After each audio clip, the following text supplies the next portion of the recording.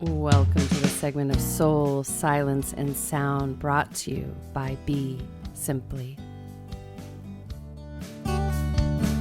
Sometimes my head's alright, I dwell on my past lives, act like I'm transcending.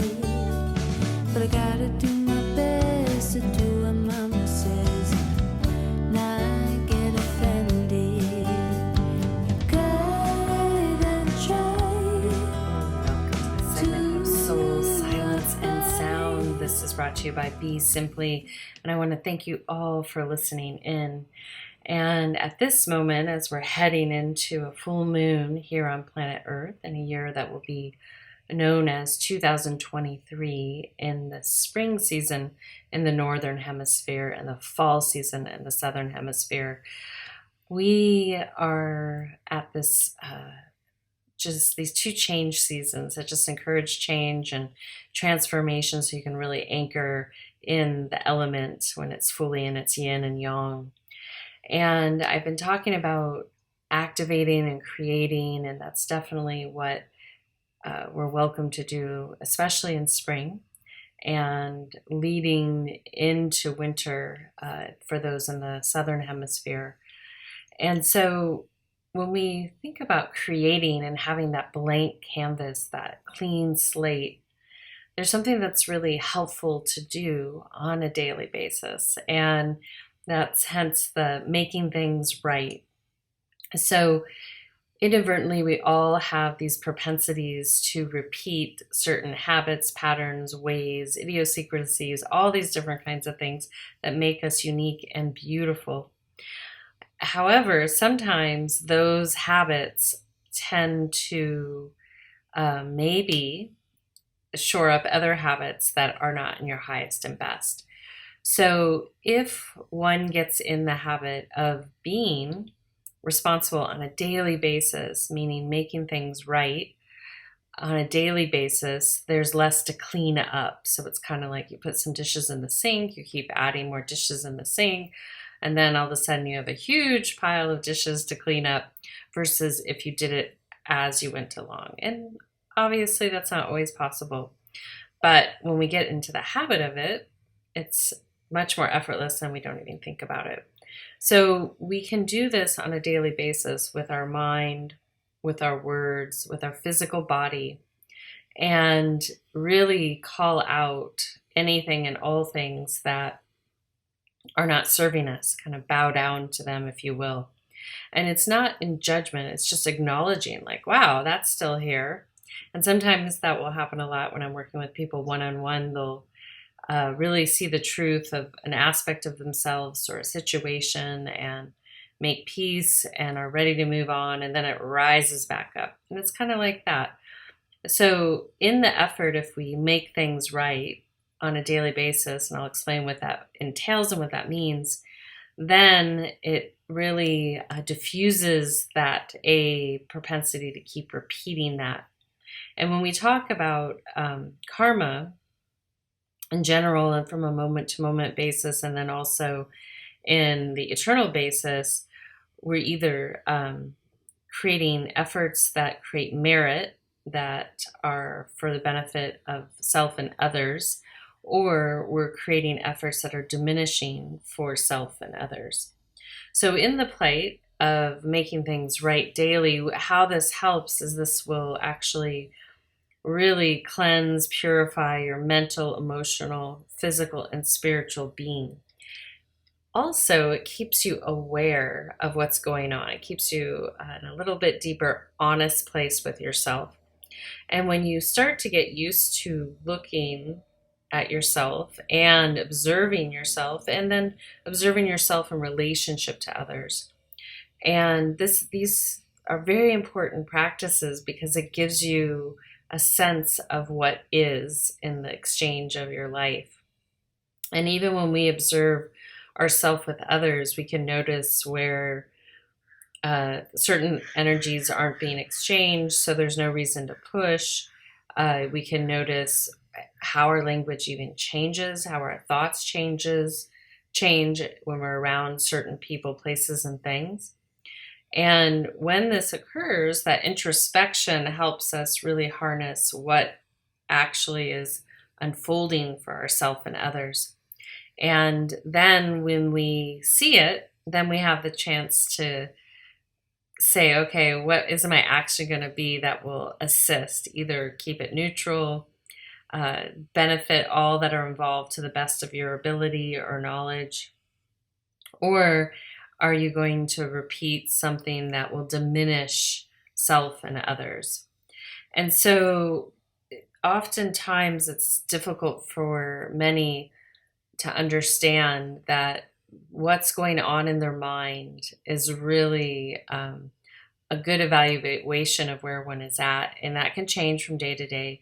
It also is important to understand that what's going on in the mind is actually impacting everyone around you. And if your children aren't close by, it's still impacting because you have an electromagnetic connection with them till either one of you exits this life form. And then even after, there's still a charge there with that individual. Many people will say someone visited them in the dreams. This is because there's still electromagnetic charge and also a karmic exchange there. One never knows the depth of our relationship with one another beyond maybe the serendipity of ending up in the same family together or working with one another or be in relationship with one another. So this idea of making things right, we've gone over, or I've done segments on the Ho'oponopono, which in the Hawaiian tradition, it's kind of understood that we never know where it starts and where it ends. So we take full responsibility, ask for forgiveness, and express our love and gratitude. And similar to any other tradition, spiritual or theological or nature-based, it's kind of honoring that which is, and then really acknowledging where you just missed the mark according to you. And this is not intended to limit yourself or get one into a state of mind where that you're degrading yourself, where you're in a self-loathing state. That would be causing harm to yourself and others. And so we really want to utilize the idea of making things right as, I call it, a kind of a sweeping. You go in and around a situation and you just keep sweeping. Sweep, sweep, sweep till the debris is no longer there. There's not an electrical charge in those dust particles in connection to you and the events and all that good stuff. And if we're in the practice of starting and ending our day with this awareness, you're going to have a lot less luggage to carry, and you'll realize it's important just to put it down. And the sooner you put something down, the better. The more you talk about it, the more you bring it up, you're going to charge it and make that into a bigger and bigger and bigger ball to carry. Also, this habit of like creating like mountains out of molehills, so to speak, will then become a propensity that you might do in your everyday life, meaning that all things become mountains versus really keeping them in their space. So what this kind of looks like is the sweeping, I call it, is one, if at the end of the day, we'll take you there. If you do a recapitulation, I'll share this with my meditation students, that if you recapitulate your entire day and just push a rewind button so you could see everything in fast motion without judgment, just looking at what occurred. And in that moment, if there's something that you need to take responsibility, this is a step further that we this is going beyond what I instruct in just a simple meditation practice, is that if there's anything there, you kind of walk around it. And again, without judgment. And then you might note like, wow, I wasn't my best there. And that's where you kind of bow down to it. You can ask for forgiveness. You can call it out. In certain faiths, that's called confession.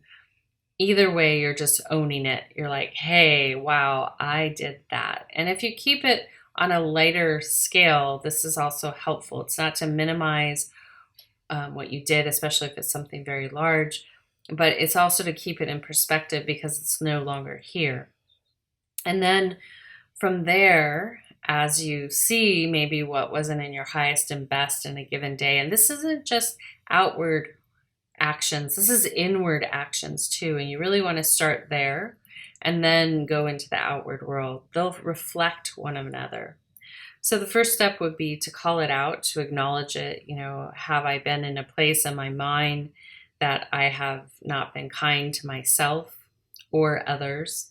And then you call that out. You're like, hey, I was really chewing on this bone about X, Y, and Z, and that's not beneficial to myself or someone else.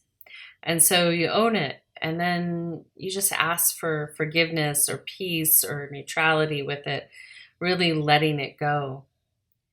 And then you might look at how you communicated and you were communicating to self and others. Thought communication, but then verbal communication, when we start to speak something that's bringing it into the manifest world, the physical granular world that we perceive. And then from there, you want to evaluate, what were you doing with your physical body and your actions when you're in motion? Was it for the benefit, or was there anything that you're doing to self and or others that degraded? And whatever you see, again, without judgment, just owning what you need to own, especially if there's habits there. Let's say you struggle with your body image, and let's say that you utilize food to control that misperception of who you are. And so this attachment to utilizing food with control can be harmful to yourself and then also to others, because ultimately the people that love us and are close by, they don't like to see us in distress. They don't want to see us in distress. So when anyone senses someone in distress, that's, can be difficult. Mind you, if you're in a place where you're only able to handle you, that's totally understandable. And my heart goes out to you, and I have a lot of compassion for that. And it's really important you get help. But as you get stronger, then you realize, wow, I can keep myself in center, in right action with myself. I can make things right with myself on a daily basis. So the more that you practice this on a daily basis, you'll be really pleasantly surprised as to what unfolds for you. It's quite magical, and it's freeing. So you have less things to carry around, because we store lots of things. And this is the other aspect with karmic action, is that we might, let's say, accidentally say the wrong thing to someone. They get upset, they react, and maybe they hold it against you. There's something more there than the initial back and forth. And so that's where we bring in that humility. We bow down to it. We understand that there's something more there, because it may not make sense at face value in the moment, that is to be realized and neutralized and made right, so that both beings, or many beings, can be at peace with that moment.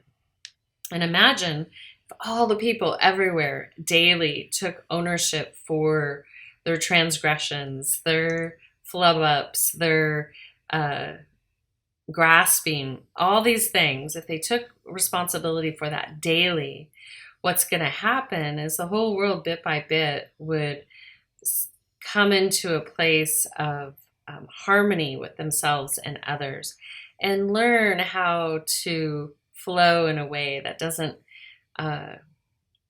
stop living, but it also will reduce the amount of suffering that we impose on one another. And understand also that sometimes we're grasping for big things that perceptually could be perceived to give someone a better life.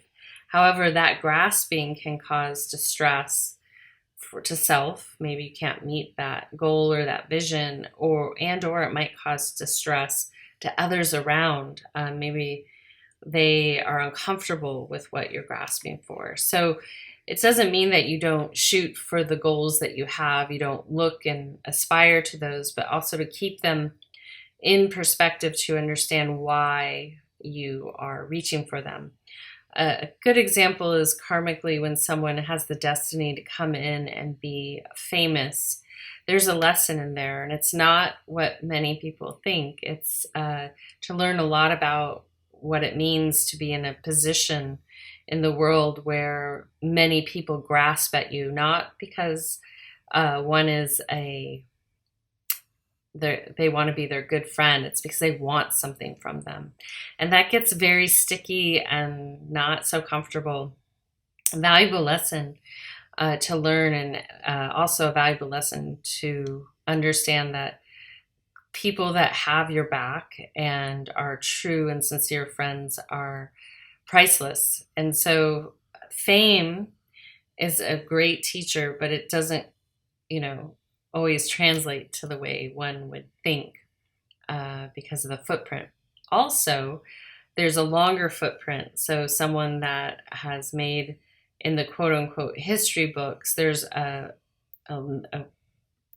meandering karmic imprint because people are weighing in, and then people are twisting the history hundreds of years later, saying it was this, that, or the other. So this person that might have done amazing things all of a sudden is part of this additional karma that one could never imagine or forecast. So that is why in certain Eastern practices, the plight is to keep the footprint small. That's less cleanup, less sweeping, if you will. So as we go into today's meditation, I want to encourage you, I'll lead you in a little bit just to observe where you're at right now and where you need sweeping, whether you are feeling fantastic, whether you have some things that are weighing on you, whatever it might be. This is the opportunity just to walk around it, feel it, flow with it. And then as you do that, you have this ability to make things right. And as I stated, it's first acknowledging what it is, owning it, and then bowing down to it, asking however you would like to relate to the Creator, Great Spirit, God, whatever words you like to do, your practices within a deity practice, just asking for support to release that, and forgiveness, and forgiving yourself and all your relations, really. And then from there, it's really about just sweeping. You let it go, and then you really fill it with love. Fill yourself with love. Fill the situation with love. Letting it rest. Not having to do anything. Not having to over handle it. Just being like, hey, I'm going to bow down to this. I'm going to, say I'm sorry, own it, ask for forgiveness, and then send it with a lot of love. And then giving gratitude for it, because it ultimately becomes your teacher, especially these sticky aspects of ourself become the jewels that we will be destined in this lifetime and maybe other lifetimes to transform. And then it's like, wow, if I never had this experience, I would have never had all these realizations. And more than not, when we're met with adversity, a couple things are happening. You're actually, a karmic ripening is there, meaning that cause and effect is cooperating, and you have a cosmic debt due. And then based on your deposits, you'll be supported in a certain way. So it's exciting because you get to balance your books, so to speak, within regard to that one incident or situation or lifetime situation. Also, you have this opportunity to clean the slate so that as you move forward, you have a new awareness, you have a ability to bring more consciousness to your everyday life if you so do choose. And this is where the habitual patterns that keep happening need to be met on a daily basis. And I hear this many times when I'm working with someone one-on-one. They just can't let it go. They got to keep chewing on the bone. And that's okay. We can keep going around, because I know eventually they're going to be ready to set it down. And then they're going to be like, whoa. And it's kind of like that. You're just like, whoa, what the heck? What was going on? It's almost like you can't believe that you went through that whole process and didn't see it the way you see it. And it's sometimes shocking, liberating, all those kinds of things. So just know when you get to that threshold, you're at a point where you can really truly make things right because you make an agreement with yourself that you're not going to participate in those aspects of yourself any longer because you realized how they deterred you, how they maybe harmed you, how they potentially harmed others. And it feels like a fresh start on so many levels. And so this is an exciting thing that you can do on a daily basis. So you can do that recapitulation at night. And then in the morning when you're coming out of dream time, if you're aware of your dreaming or not, before you go into meditation, just taking a moment just to orient yourself towards the day, bring yourself into where you would want to be, your true north, so that you can flow in a way that you're having the smallest imprint throughout the day. And then when you meet yourself at the end of the day, you can see how you did, again, without judgment. But that consistent meeting yourself there will really benefit you. And also, to be noted, if there are characters on your set that keep coming in, you'll notice them quicker and you'll know how to navigate them. You're not going to be able to avoid all things in life, but you'll notice them and determine what's the best way to have relationship with them.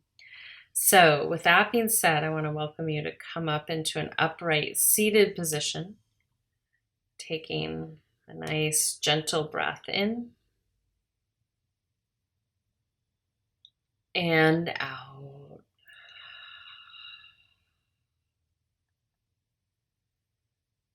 Again, inhale.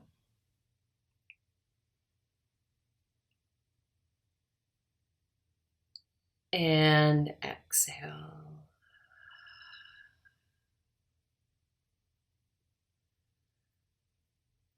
Another one, inhale.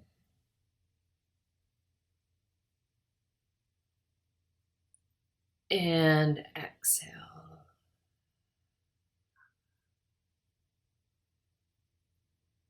One more, inhale.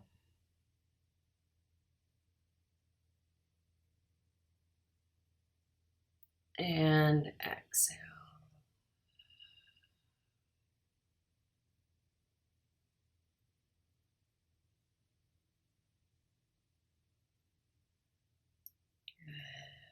And then gently from there, I just want you just to do a brief recapitulation of everything that's transpired before listening to this segment in this given day. If it's beginning of a day or end of a day, it doesn't matter. Just rewind what you've done thus far. And if there's anything that you want to acknowledge and bow down to and ask for forgiveness and reconciliation, just acknowledge that gently, and then just gently kind of in your mind's eye, sweep around it, just welcoming it to dissipate and dissolve. And then gently from there, seeing yourself in right action with yourself through the mind, through your physical body, through your speech. And then just welcoming in gratitude and love for all that you're witnessing and how all these interactions that we have on a daily basis are opportunities to learn, grow, and transform. And then gently from there, just taking another deep breath in and out. And one more inhale.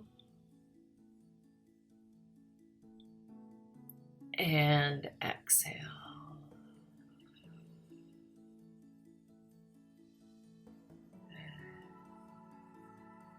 Continue to breathe in and out.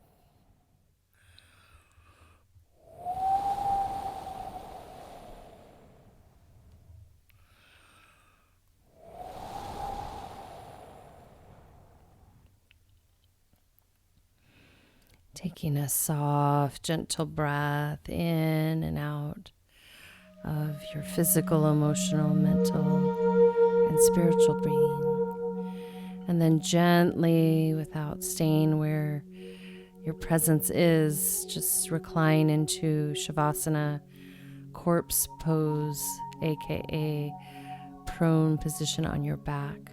Alternatively, you can curl up into the fetal position on the right or left side. And then gently from there, reconnect to your natural breathing pattern. Allow that to be your focal point as you lead into and receive these sound transmissions.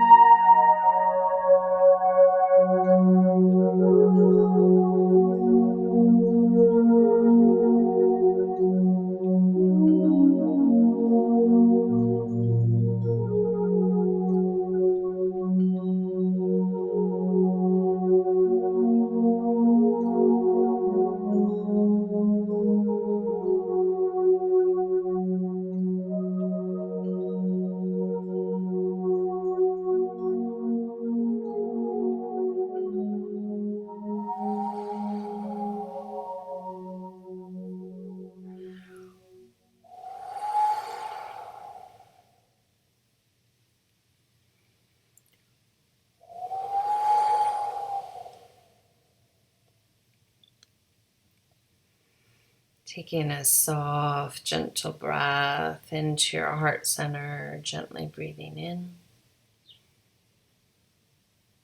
and out. Again, inhale.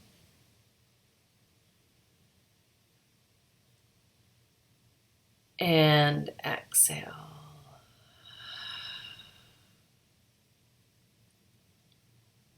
Another one, inhale. And exhale.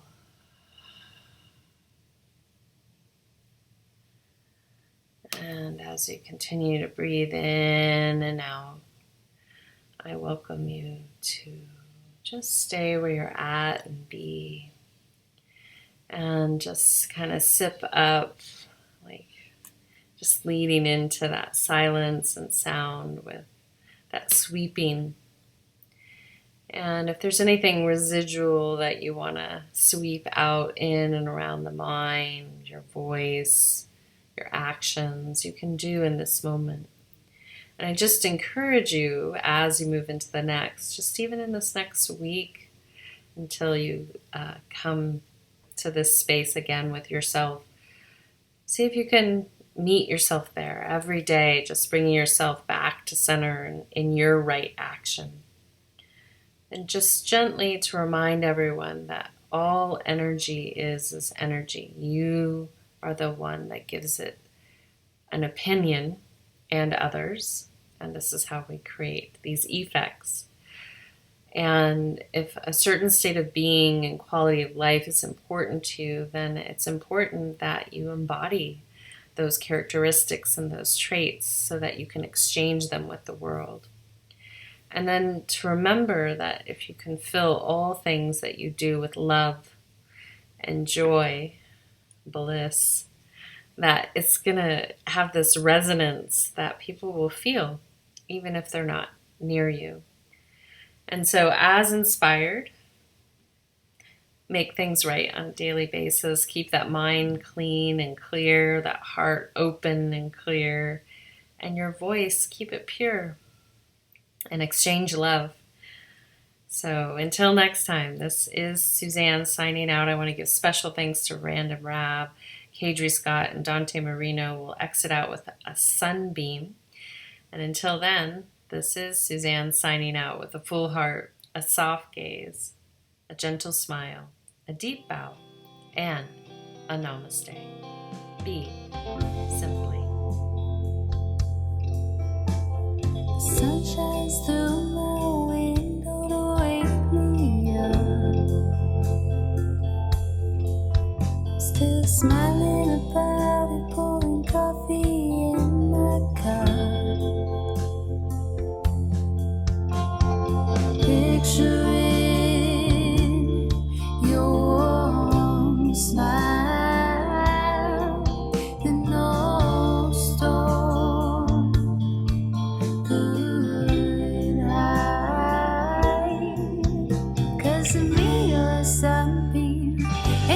Shine for miles.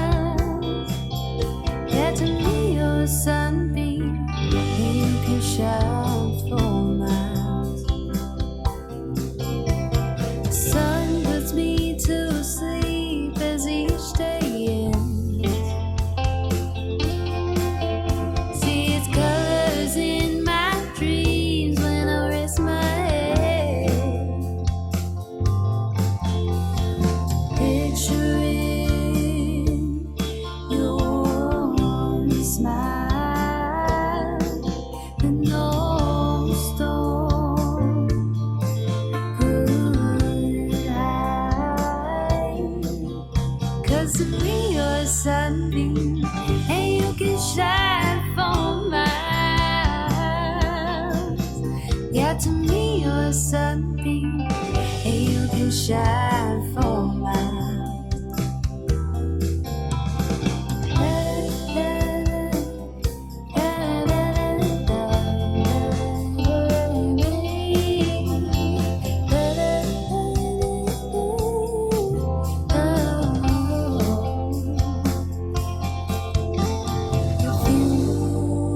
the sun, I beg of the moon to stay safe for a while till I get to know you. Just like the stars, they look up to you. You bring light where you go, and with all that you do.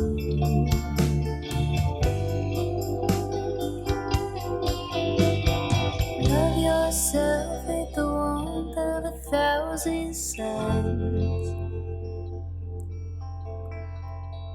Gaze upon yourself through the lens. And once again, I want to thank you all for listening. I want to thank Kadri Scott, Dante Marino, Random Rab, and the heavens above for supporting this segment of Soul, Silence, and Sound.